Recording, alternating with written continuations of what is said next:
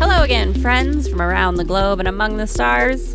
Welcome to another episode of The Adventures of Abernathy Franklin. I hope everyone survived whatever holiday season you traditionally celebrate. Speaking of survival, you may recall that our last adventure was survived by a total of 3 versions of Abernathy who deftly handled a dangerous intruder.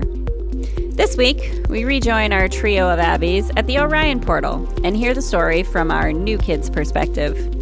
Let's timeline hop right in, shall we?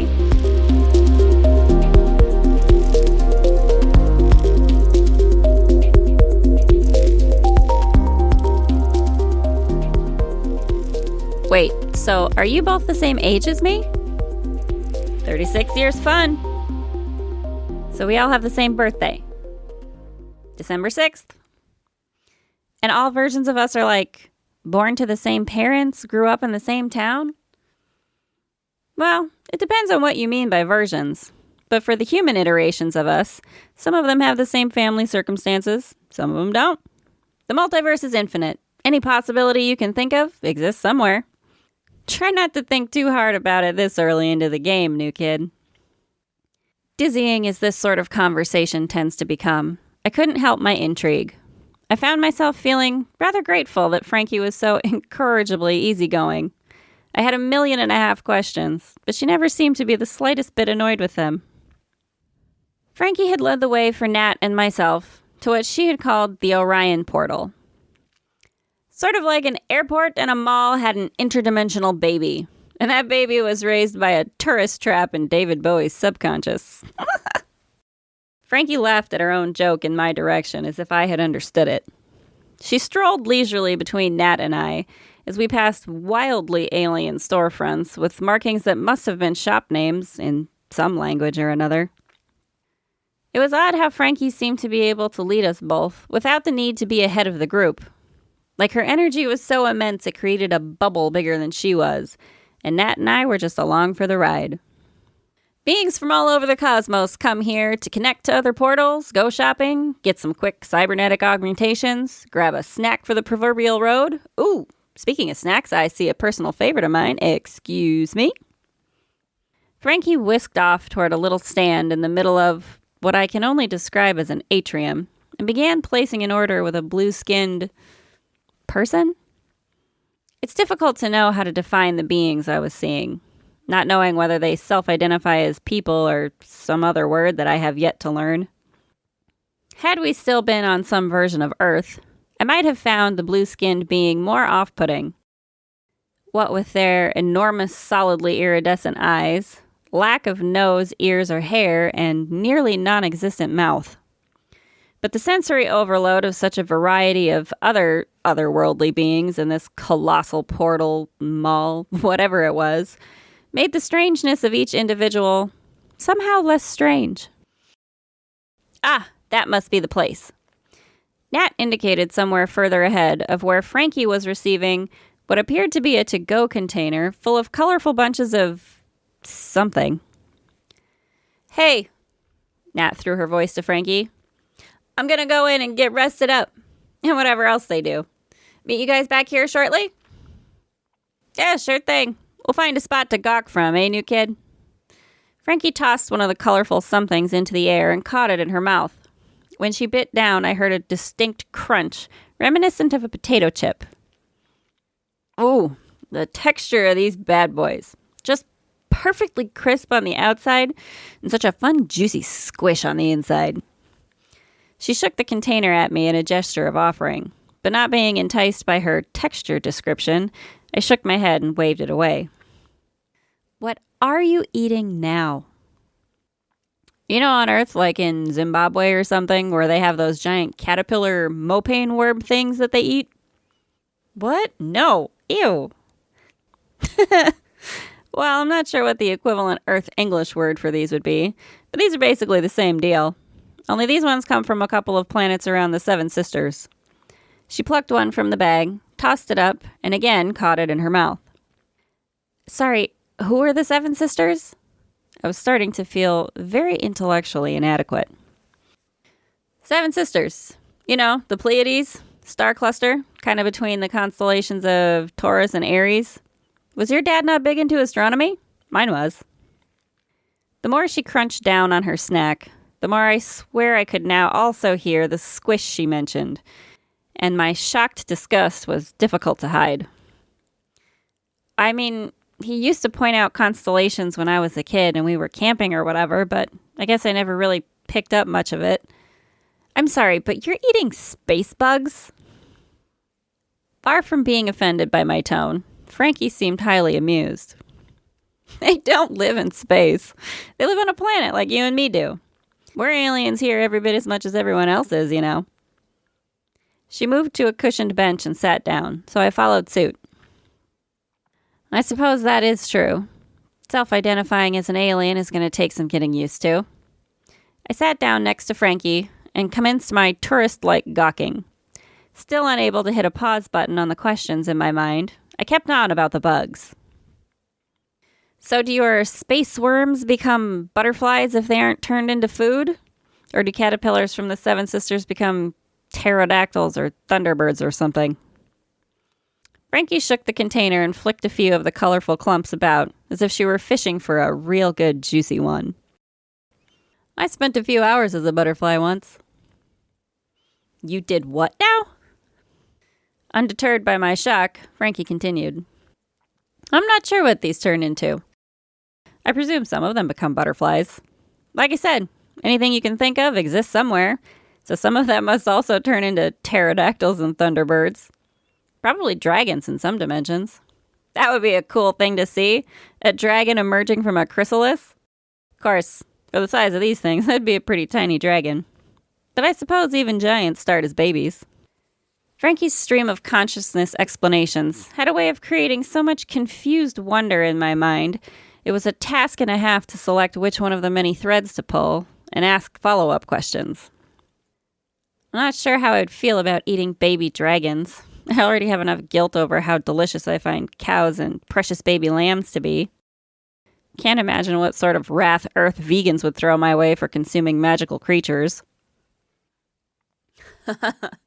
Yeah, emotional guilt over flesh consumption isn't as galactically common as you might think. Most other species recognize that all of existence is more holographic theater show than anything else. And we've all agreed to the roles we play, even if we get lost in them. Frankie caught yet another lobbed snack into her mouth, and I started to wonder whether she had some kind of telekinetic ability that allowed her to never miss. So the guilt I feel when I enjoy a cheeseburger or a nice lamb vindaloo is misplaced then? I perked up a touch at this thought, as I'm happy for any excuse to release my own human guilt, regardless of its source. Frankie chuckled as her eyes panned around the great space, very much gawking as she had indicated she would. I think all guilt is misplaced. But that's my truth. You can pick whichever truth for yourself that you prefer. Frankie seemed to sense my resistance to the idea of choosing my own absolution rather than receiving it from an external source, and nudged me with her elbow. Relax, Nikki. No need to beat yourself up for ordering from the menu. Every path is valid. All roads lead to El Dorado. This time, the part of my brain, programmed to be selfish, took no time in selecting which thread to follow up on. Nikki? That's what you come up with for my alternative selves label? Yeah, Nikki. NK. New kid. Fresh blood. Daniel-san! She shouted that last very much in my face and then threw her head back in laughter. Remember Karate Kid? Did you have Karate Kid in your reality? What? Yes, Miyagi, do I really need to have a nickname? Do you take issue with Nikki? We have an Aunt Nikki. Wouldn't it get confusing? Only if she were around while other us's were hanging out with you.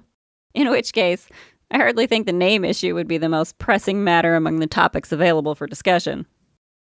She had a point there. Huh, right. How do I have a tattooed bug-eating doppelganger? That would probably be at the top of the list. She'd probably think one of us was a demon imposter and call a priest. Frankie laughed again. Yeah, she probably would, I agreed. It was almost irritating how likable Frankie was. Is, whatever tense you like. Nikki, okay, fine. So, The bag-o bugs that would be butterfly dragons. How did you pay for that? I nodded toward the dwindling supply of rainbow insects. Franki swallowed and shook her head. They don't do money here. They what? Don't do money. Like exchange of stuff for currency for goods and services. Humanity in our time-space dimensions isn't there yet, but we will be soon. So you can just have anything you want here? So what's to keep these people working the stands in the stores and facilitating travel? And who cleans the bathrooms? Oh my God, please tell me there are bathrooms and they aren't crazy weird alive or something.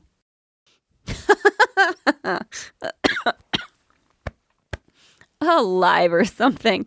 You're a riot. Franki coughed a bit as if I had made her choke on one of her bugs, but she waved her hand and recovered quickly. Yes, there are bathrooms. The stalls are not alive, so to say, but the technology they're made of turns into whatever kind of bathroom you are used to or expect to see. She jostled the bug bag again and tipped the bottom upwards to pour the remaining contents into her mouth. I'm not entirely sure the idea of a bathroom being sentient enough to know I want an earth toilet makes me feel any better about using one. Huh. Franki chuckled with her mouth full. Fair enough. Okay, so the person being at the snack stand. I directed my thumb towards the, alien that had handed Franki her bugs, trying to be casually discreet in my curiosity. After all, I didn't want to come off as that much of a tourist, lest I offend anyone. Franki crumpled the now empty bag into a ball in her hands and looked back in the direction of the snack stand. Seen a few people like them before, but I can't say for sure the species. Probably some amount of reptilian DNA based on the scales.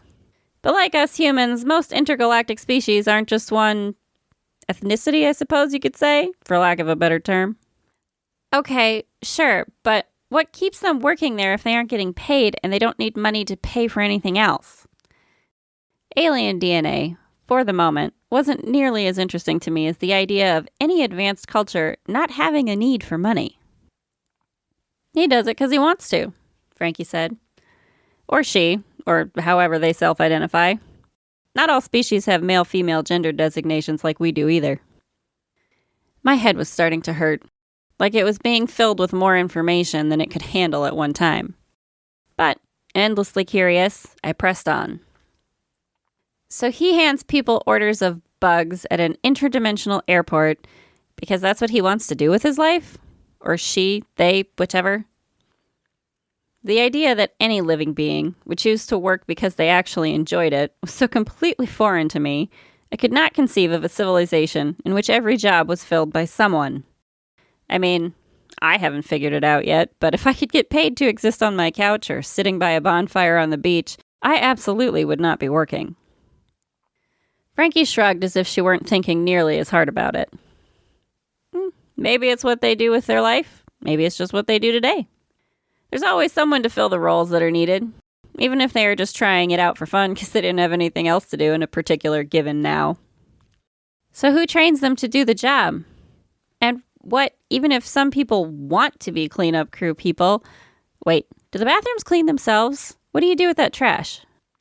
Franki tossed the ball of trash in her hand up into the air and caught it again. Check it out. She nodded towards a spot close to the snack stand at what looked like an ordinary trash can.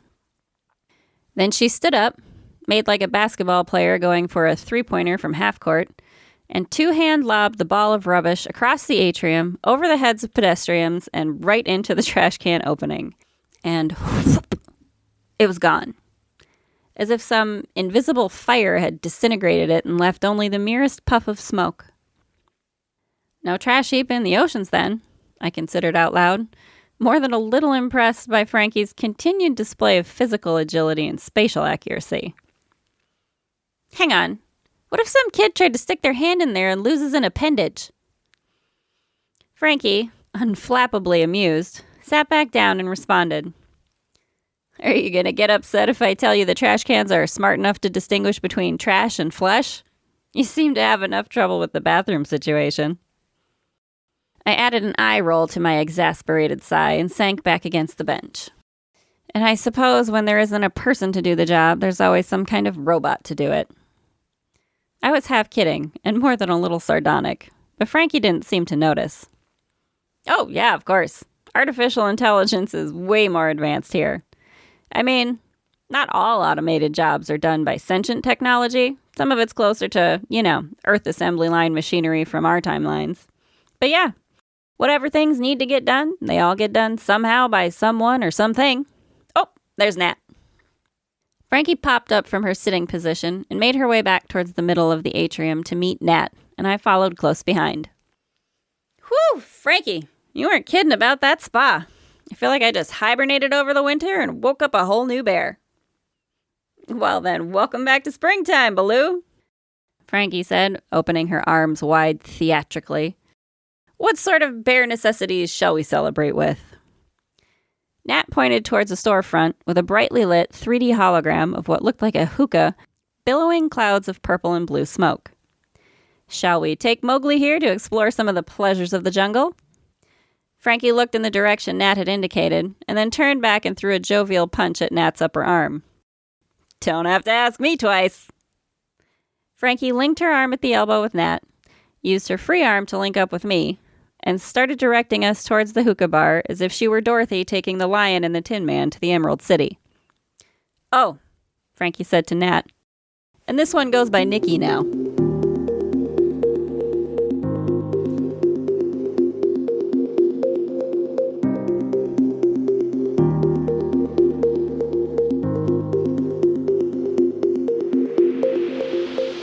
Friends, do we just love Frankie and all her intergalactic knowledge?